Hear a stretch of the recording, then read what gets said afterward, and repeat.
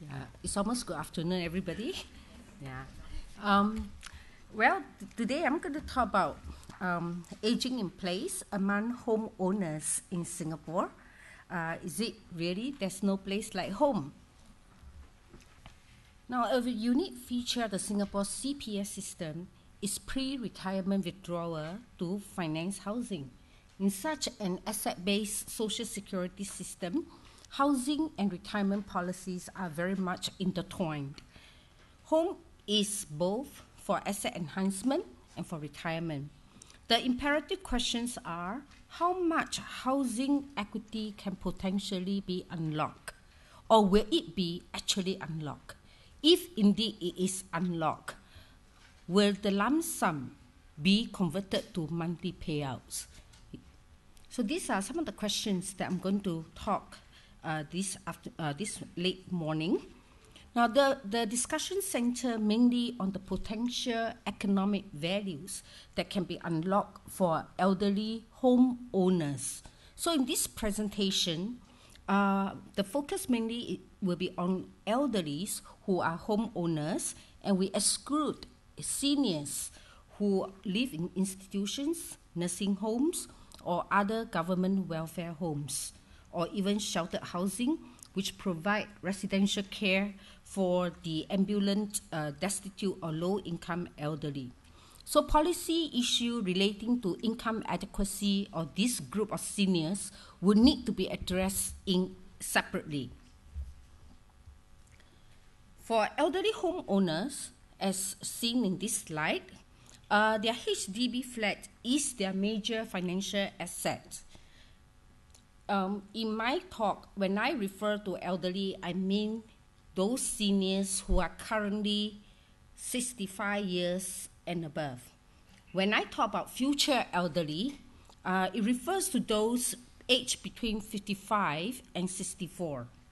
So in this HDB sample survey conducted in 2008, around 83% of the elderly regarded the HDB flat they live in as their main personal asset, followed by CPS savings and a small amount of annuity. So what we can glean from this slide is that Singaporeans seniors have more retirement wealth in terms of housing wealth rather than in CPF savings. Before I go ahead to examine the amount that potentially can be unlocked, I think it's quite good to look at some of the salient features of the elderly homeowners.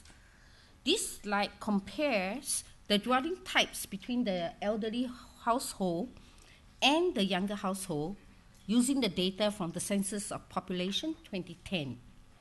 Younger household, about 61% of them, are in bigger flat types, 4-room or larger. The most common flat types for elderly households are 3-room and 4-room flats, about 57% of them. Many of these elderly own their homes and have fully paid for them by the time they reach retirement. If they wish to, there are current mechanisms put in place for them to unlock their housing equities to supplement retirement incomes.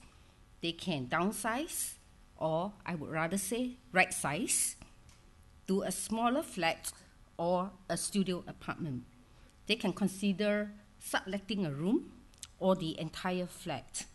Now, about 41% of the elderly are in flat types 3 rooms or smaller. This is significant because the lease buyback scheme that Minister of State mentioned earlier are meant for people in the 3-room flat or smaller. So potentially, this 41% of the seniors can tap on this mechanism. Okay. Now, about 12% of the elderly household are in 1- and 2-room flats. Some of these are rental flats. So for many of the seniors there, it could be a situation of no asset, low income. In terms of living arrangement, about 60% of the elderly are in multi-generation household. Paulin is not here. So she can continue to write an essay, yeah, about the 3G families in Singapore. So about 60% of the elderly are in multi-generation households with their spouse and children, and 40% live with their spouse. I must say that this data from the from income trends, this from the census of population, only talk about couples, household that are couple based, right? So it's quite biased, right? So the singles are excluded from this data, all right?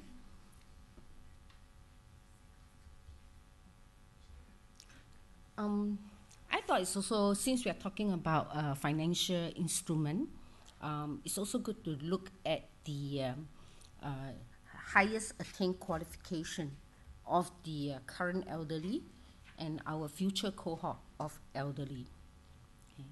This slide shows that there is a variations in the highest attained qualification for the elderly and the future elderly. 40% of the elderly, current elderly, do not have any education qualification. Well, it's quite encouraging to see that the percentage of seniors with no qualification falls for future elderly. So for elderly in 16 to 30 years' time, only 5% would have no qualification, but 35% of them would have university education. Now, so given the education profile of the elderly, it is necessary to introduce programs to help increase financial awareness and literacy for these seniors. They need to be equipped with basic financial knowledge to make appropriate monetization decisions. Furthermore, retirement planning products must be framed in a way that is easy for them to understand. Now, I come to this main topic of my talk today. It's about unlocking housing equity through right sizing. Notice the word right sizing, and I refrain from saying downsizing because later on I would have to talk about psychological behavioral economics. One more P for MOS, psychological behavioral economics. Sometimes how we frame a policy will affect the decision and choices made by seniors. During the tea break, I chatted with Anne, and we were talking about, we say that seniors going to the daycare, the reception was not so positive, but it says seniors, how about gather in a club, right? The response will be better. So when we want to introduce policies to seniors, how we frame policy becomes important. So when we talk about downgrading, it gives a sense of something negative.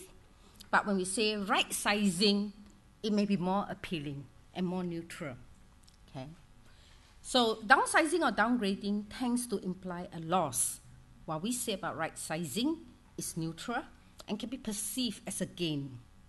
So for the seniors who currently have the HDB as their main asset, they can consider selling their existing flats in the resale market and use the proceeds to buy smaller flats.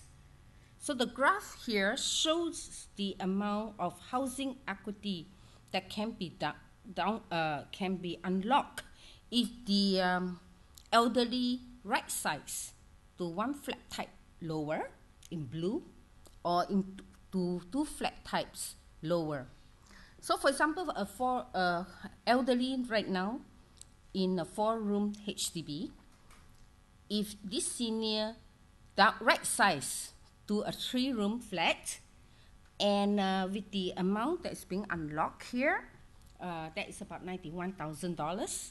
The computation is based on the median resale prices, current resale prices of 4-room flat, and then buying a 3-room flat in the resale market.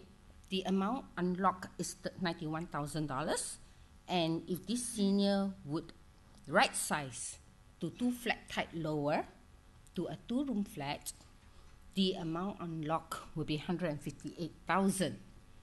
Here we assume that the senior have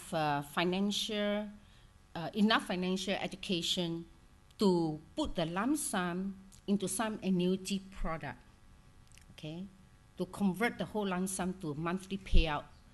In the calculation, the payout is calculated based on 20 years annuity using 4% return.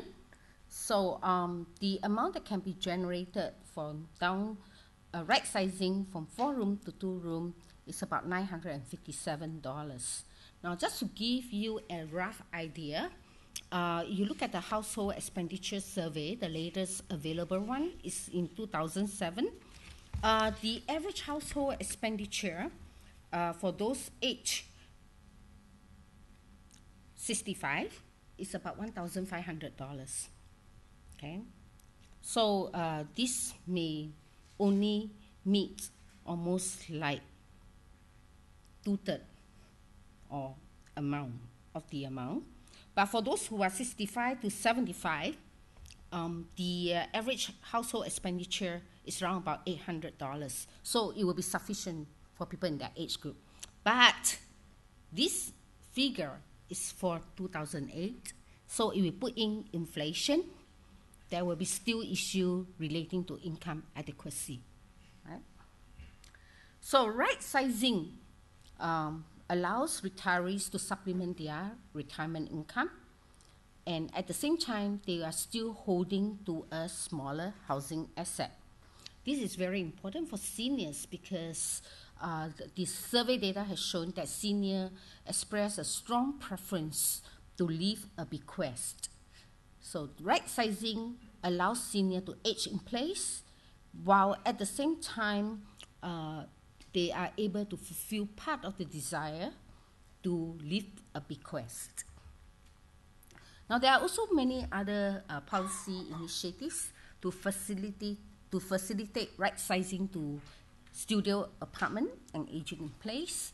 Earlier on, Minister of State had mentioned the aging in place priority scheme. And the description of this scheme is very interesting because it says that elderly household can right size, not downsize, right size to a studio apartment near their existing flat.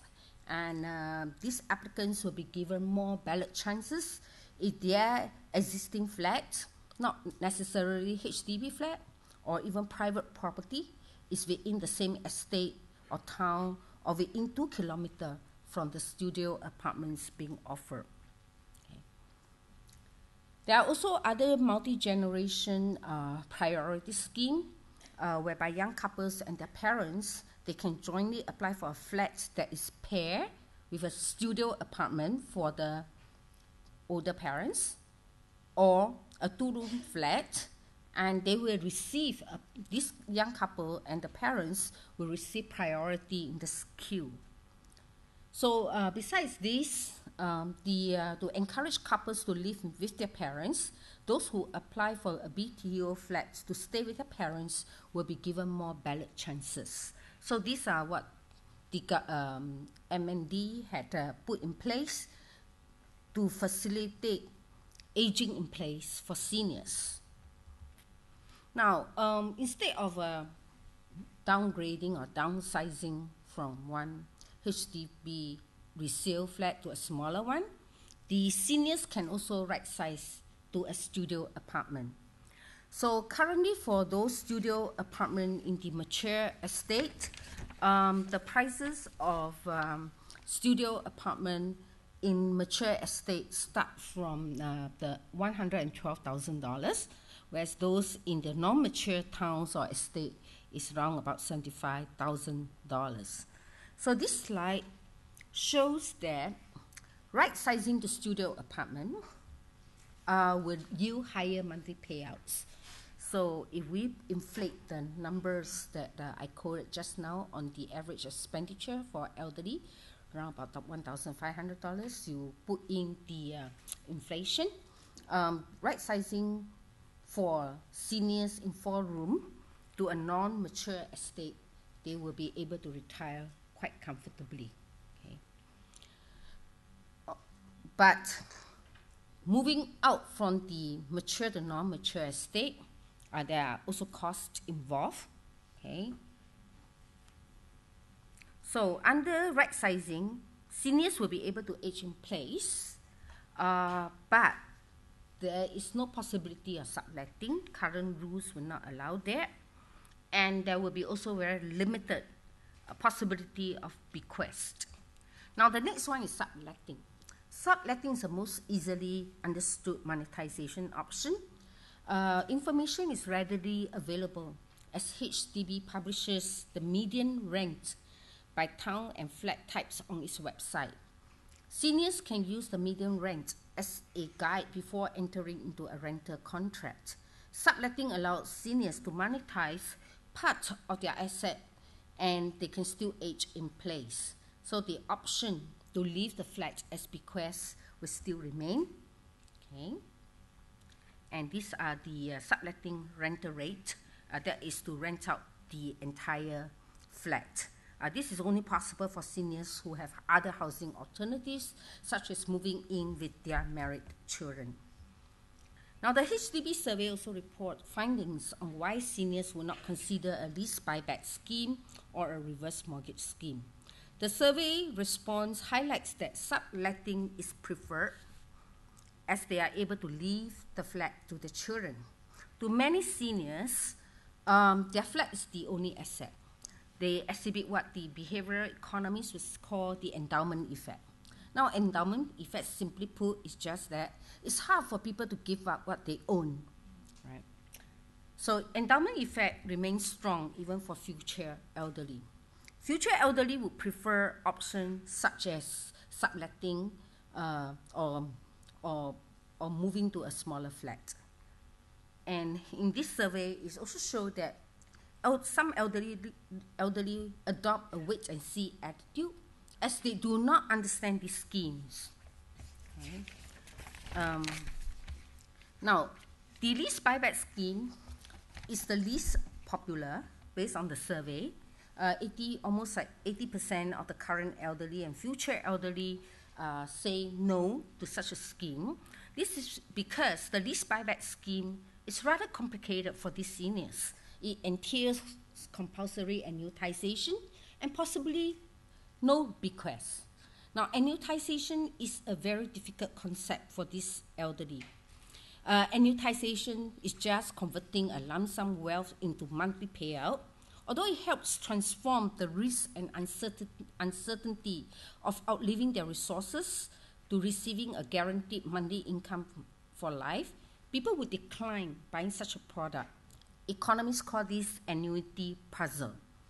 And even eminent behavioral economist Taylor offers several explanations for the unpopularity of annuities. Among other reasons, for the elderly, buying annuity is scary and complicated.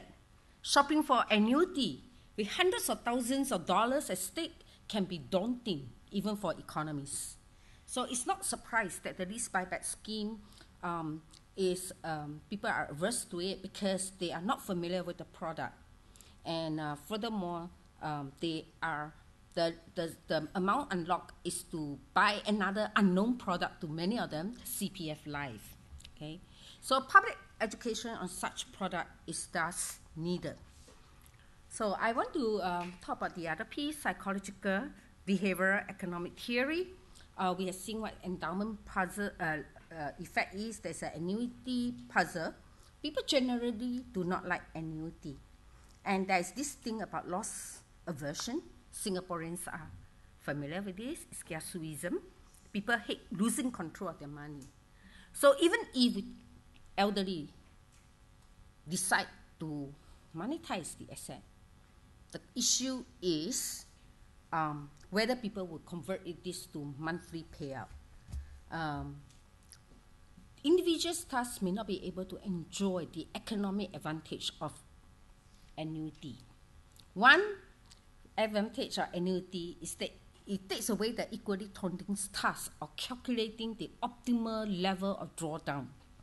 Suppose the elderly chooses not to annuitize, then they would have problems with self-control, as they may not be able to stick to their drawdown plans. So they may overconsume and outlive their resources. On the other extreme, they could be excessively conservative in drawing down the wealth and consume, right? They are overly, excessively conservative. So in this instance, he may die before consuming all his wealth and thus leave an unintended bequest, right? So there's a need to not only look at monetization, there's also need to educate the seniors regarding annuitization. I know my time is up, so in conclusion, to be able to finance for retirement is just one dimension.